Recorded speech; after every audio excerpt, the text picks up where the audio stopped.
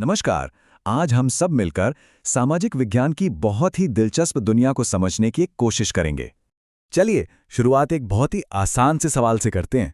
अपने आस पड़ोस की किसी गली, किसी बाजार के बारे में सोचिए।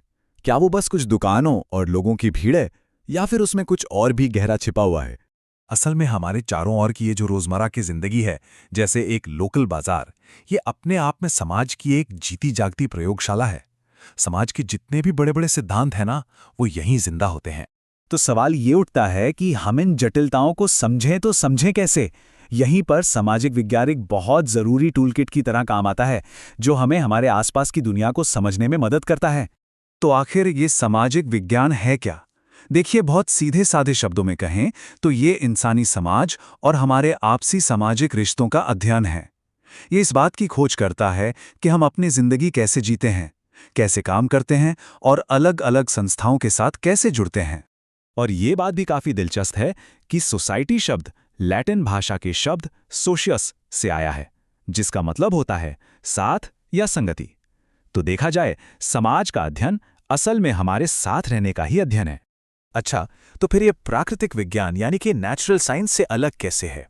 देखिए, जहां प्राकृतिक विज्ञान भौतिक दुनिया का अध्ययन करता है, जैसे कि ग्रह, तारे या एटम, वहीं सामाजिक विज्ञान का पूरा फोकस हम इंसानों पर होता है, हमारे व्यवहार पर और हमारे बनाए गए समाजों पर। ठीक है, तो थ्योरी बहुत हुई। चलिए वापस हमारे लोकल बाजार वाले उदाहरण पर चलते हैं। अब हम सामाजिक विज्ञान के 4 मुख्य लेंस यानी दृष्टिकोणों का इस्तेमाल करके इसका विश्लेषण करेंगे, ये देखने के लिए कि वहां असल में हो क्या रहा है। सबसे पहले आइए इतिहास का चश्मा पहनकर देखते हैं। ये बाजार जो आज यहाँ है, ये अचानक तो नहीं बन गया होगा।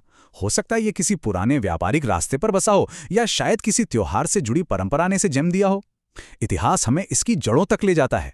अब इस ऐतिहासिक जड़ को हम भूगोल से जोड़कर देखते हैं। शायद वो पुराना व्यापारिक मार्ग किसी नदी के किनारे था, या 2 गांवों को जोड़ने वाली मुख्य सड़क पर। इसी वजह से भूगोल की नज़र से ये जगह बाजार के लिए एकदम सही बन गई। यहाँ की जलवायु और मिट्टी ही तो तय करती है कि बाजार में कौन सी ताज़ा सब्जियां मिलेंगी। और जब किसी सही जगह पर यानी भूगोल की वजह से लोगों का आना जाना बढ़ जाता है, तो वहां क्या होता है?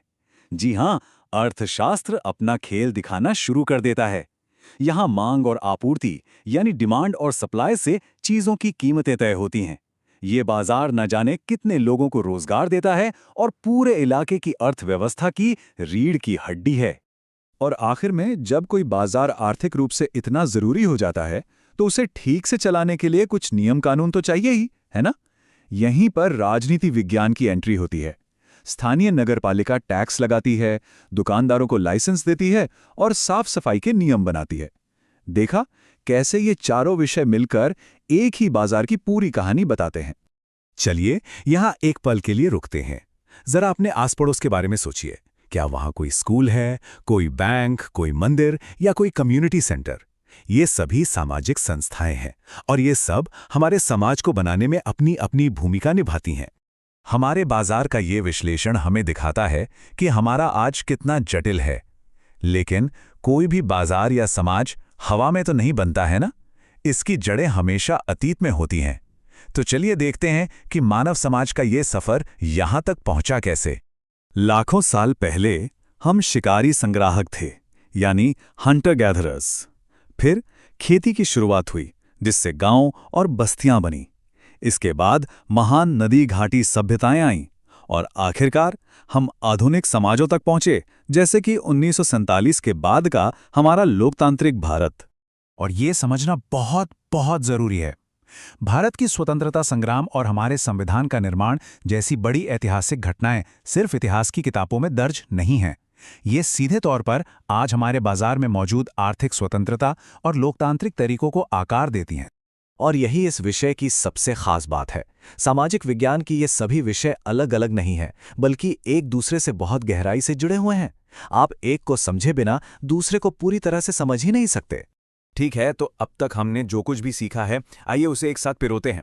ये मुख्य विचार ना सिर्फ हमारी समझ को गहरा करेंगे, बल्कि परीक्षा के लिहाज से भी बहुत जरूरी हैं। तो एक नज़र में याद रखने वाली बात यह है, इतिहास हमें अतीत के बारे में बताता है, भूगोल इंसान और उसके पर्यावरण के रिश्ते को समझाता है, राजनीति विज्ञान शासन और अधिकारों से जुड़ा है, और अर्थशास्त्र संसाधनों के लेन देन और प्रबंधन का अध्ययन करता है। देखिए, सामाजिक विज्ञान पढ़ना सिर्फ फैक्ट्स रटना नहीं है, ये हमारे अंदर कुछ बहुत ही जरूरी मूल्य भी पैदा करता है, जैसे अलग अलग तरह के लोगों और संस्कृतियों का सम्मान करना, न्याय के लिए कोशिश करना, हमारे पर्यावरण की देखभाल करना और एक लोकतंत्र में सक्रिय रूप से हिस्सा लेना। और अंत में इसका सबसे बड़ा मकसद यही है, इन सभी संबंधों को समझकर हम सिर्फ बेहतर छात्र ही नहीं, बल्कि बेहतर, अधिक जिम्मेदार और सक्रिय नागरिक भी बनते हैं। तो अब जबकि ये सामाजिक विज्ञान का टूलकिट हमारे हाथ में है, असली सवाल तो ये है, हम अपने आसपास की दुनिया में, अपनी गली में, अपने शहर में कौन सी छिपी हुई कहानियों और व्यवस्थाओं को खोज निकालेंगे, क्योंकि असली खोज तो अब शुरू होती है।